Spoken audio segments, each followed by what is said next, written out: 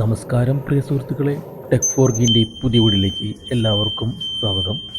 ഇന്നത്തെ വീഡിയോയിൽ two വീലറിൻ്റെ battery അതുപോലെ തന്നെ ടൂ വീലറിൻ്റെ ചാർജിങ് സംബന്ധമായിട്ടുള്ള വീഡിയോ ആയിട്ടാണ് വന്നിരിക്കുന്നത്. അപ്പോൾ വീഡിയോ സ്കിപ്പ് ചെയ്യാണ്ട് മുഴുവനായിട്ട് കാണാൻ ശ്രമിക്കുക. എന്നാൽ നമുക്ക് നേരെ വീഡിയോയിലോട്ട് പോയാലോ. സാധാരണ രീതിയിൽ നമ്മളെ ടൂ വീലർ ബാറ്ററി റണ്ണിങ്ങിൽ തന്നെ ചാർജ് ആവും. ഇതിപ്പോൾ ഫുൾ ചാർജ് ആക്കിയിട്ട് ബാറ്ററി ഇതിനകത്ത് വെച്ചിട്ട് ഒരാഴ്ച കഴിയുമ്പോൾ ഇത് ചാർജ് ഇറങ്ങി പോവുകയാണ്. അപ്പോൾ ഇതിൻ്റെ കംപ്ലയിൻറ്റ് പരിഹരിക്കുന്ന ഒരു വീഡിയോ ആയിട്ട് വന്നിരിക്കുന്നത്. ആദ്യം നമ്മൾ ചെയ്യേണ്ടത് മീറ്റർ DC റേഞ്ചിൽ 20 ഇട്ടിട്ട് നമ്മൾ ഈ ബാറ്ററി ഒന്ന് ചെക്ക് ചെയ്യുക. ബാറ്ററി നമ്മൾ കണക്ട് ചെയ്തിട്ട് ആക്സിലേറ്റർ RPM കൂടുതൽ കൊടുക്കുക. RPM കൊടുക്കുമ്പോൾ ഇപ്പോൾ ഇതിൽ കാണിക്കുന്നത് 12.8 വോൾട്ടാണ് കാണിക്കുന്നത്. സാധാരണ ഇതിൽ ഒരു 14 വോൾട്ടിന് മേലെ കാണിക്കണം അങ്ങനെ ചാർജിങ് ശരിയായ രീതിയിൽ ചാർജിങ് നടക്കണമെങ്കിൽ ബാറ്ററി. അപ്പോൾ നമുക്ക് ശരിക്കും ശരിയായ രീതിയിൽ ചെക്ക് ചെയ്യണമെങ്കിൽ നമുക്ക് ഇതിൻ്റെ ബാറ്ററിയുടെ കണക്ഷൻ പിടിക്കുക. ബാറ്ററിക്കുള്ള പോസിറ്റീവ് കണക്ഷൻ പിടിച്ചിട്ട് അതിൽ മീറ്റർ കണക്ട് ചെയ്ത് എന്നിട്ട് ആക്സിലേറ്റർ കൂട്ടുക, RPM കൂട്ടുക. അപ്പോൾ പിന്നെ വോൾട്ടേജിൻ്റെ മാറ്റം കാണുന്നുണ്ട്, മീറ്ററിൽ കാണാം. ഇതിൽ മാക്സിമം ഒരു 9 താഴെയാണ് കാണുന്നത്. ഇതിൽ 9 വോൾട്ട് താഴെയാണ് കാണിക്കുന്നത് വോൾട്ടേജ് വരുന്നത്. അപ്പോൾ ബാറ്ററിയിലേക്ക് ശരിയായ രീതിയിലുള്ള കറണ്ട് കിട്ടാത്ത കാരണമാണ് ഈ ബാറ്ററി ചാർജിങ് നടക്കാത്തത്. അതുകൊണ്ടാണ് ബാറ്ററി ഒരാഴ്ച കഴിയുമ്പോൾ ഡൗൺ ആയി പോകുന്നത്. ഇനിയിപ്പോൾ നമ്മൾ ആദ്യം ചെക്ക് ചെയ്യേണ്ടത് RR യൂണിറ്റാണ്, റെക്ടിഫയർ റെഗുലേറ്റർ. അതിന് മുന്നേ ഈ റെക്ടിഫയർ റെഗുലേറ്ററിലേക്ക് AC കറണ്ട് വരണ്ടോ നോക്കണം എഞ്ചിനിൽ നിന്നും. ഇതിലെ കപ്പാസിറ്ററൊക്കെ പൊട്ടിയിട്ട് കണക്ഷനൊക്കെ വിട്ട് കിടക്കുകയാണ്. അപ്പോൾ അതിന് നമുക്ക് ഈ റെഗുലേറ്റർ ഒന്ന് അയച്ചെടുക്കണം. എന്നിട്ട് വേണം ഇതിൻ്റെ കപ്പാസിറ്റർ ഒന്ന് മാറ്റിയിട്ട് കണക്ട് ചെയ്തിട്ട് നോക്കണം റെഗുലേറ്റർ നല്ലതാണോ നോക്കണം. അതിന് മുന്നേ നമുക്കിതിൽ കറണ്ട് വരണ്ടോ നോക്കണം. AC അതായത് എഞ്ചിനിൽ നിന്നുള്ള AC കറണ്ട് ഇതിൽ വരണ്ടോ എന്ന് നോക്കണം. അതിന് മുന്നായിട്ട് നമ്മൾ ഈ മീറ്റർ AC റേഞ്ചിലിടണം. എഞ്ചിനിൽ നിന്ന് ഇവിടെ നിന്നാണ് AC സപ്ലൈ വരുന്നത്. എഞ്ചിൻ സ്റ്റാർട്ടാകുമ്പോൾ ഇതിലൂടെ വന്ന് നേരെ റെഗുലേറ്ററിലേക്ക് കണക്ട് ചെയ്യുന്ന കണക്ടറിലാണ് ഈ സപ്ലൈ വരുന്നത്, AC സപ്ലൈ. അതിനായിട്ട് നമ്മൾ മീറ്റർ AC റേഞ്ചിലിട്ടിട്ട് നമുക്ക് വണ്ടി സ്റ്റാർട്ട് ചെയ്തിട്ട് ആക്സിലേറ്റർ കൊടുത്തു നോക്കാം.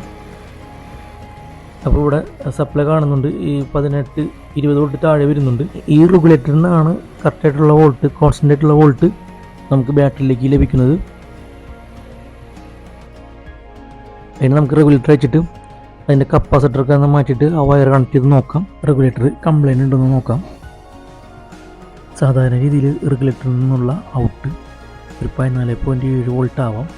അതിന് മേലോട്ട് പോകരുത്. അതിന് മേലോട്ട് 15 മേലോട്ട് പോയി കഴിഞ്ഞാൽ റെഗുലേറ്റർ കംപ്ലൈൻ്റ് ആണ്. അപ്പോൾ ബാറ്ററി ഡാമേജ് ആവാൻ ചാൻസ് വരും.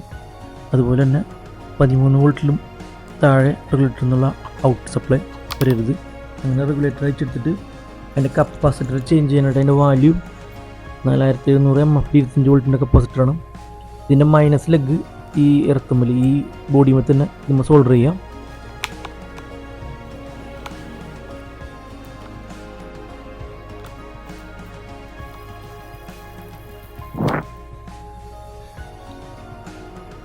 അടുത്തത് കപ്പാസിറ്ററിൻ്റെ പോസിറ്റീവ് പ്ലസ് മലിക്ക് ഞാനിവിടെ ഒരു നീല വയറാണ് സോൾഡർ ചെയ്യുന്നത്. പഴയ വയർ അയച്ച് കളഞ്ഞിട്ടുണ്ട്. ഇനി നമുക്കിത് ബൈക്കുമ്മൽ സെറ്റ് ചെയ്യാം. അങ്ങനെ ബൈക്കുമ്മൽ റെഗുലേറ്റർ സെറ്റ് ചെയ്തിട്ടുണ്ട്. ഇനി കപ്പാസിറ്റർ നിന്നുള്ള ആ നീല വയർ പോസിറ്റീവ് കണക്ഷൻ അത് നേരത്തെ വിട്ടിരുന്ന കണക്ഷനിൽ നമുക്ക് കണക്ട് ചെയ്യാം. എന്നിട്ട് നല്ല രീതിയിൽ ഇൻസുലേഷൻ ടേപ്പ് വെച്ചിട്ട് ഈ വയറൊക്കെ ഒതുക്കി വെക്കാം.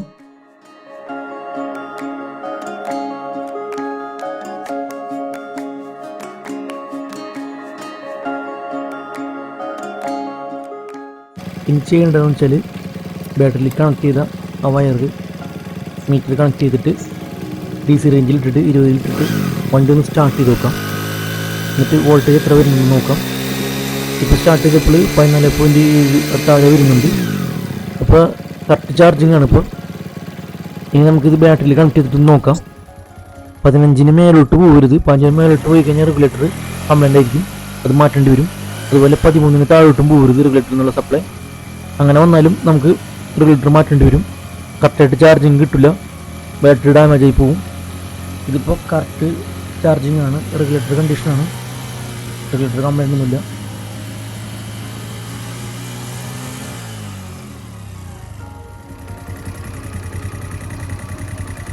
എഞ്ചിൻ വന്ന് ഇവിടെ നിന്ന് AC സപ്ലൈ വന്നു കഴിഞ്ഞിട്ട് നേരെ CDI യൂണിറ്റിൽ ചെന്ന് അതുമെന്ന് നേരെ റെഗുലേറ്ററിൽ ചെന്നിട്ട് റെഗുലേറ്ററിൽ വരുന്ന AC സപ്ലൈനെ കോൺസ്റ്റൻറ്റ് വോൾട്ടാക്കിയിട്ട് ഈ ബാറ്ററിയിലേക്ക് 12 വോൾട്ടിന് കറക്റ്റാക്കിയിട്ട് കൊടുക്കും.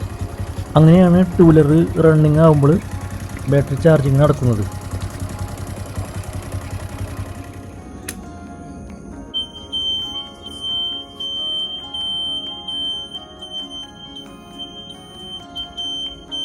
അപ്പോൾ ഈ വീഡിയോ ഇഷ്ടപ്പെടുകയാണെങ്കിൽ ഒന്ന് ലൈക്ക് അടിച്ചേക്കണേ. നിങ്ങൾ ആദ്യമായിട്ടാണ് ഈ ചാനൽ കാണുന്നതെങ്കിൽ ഒന്ന് സബ്സ്ക്രൈബ് ചെയ്യാനും മറക്കരുത്.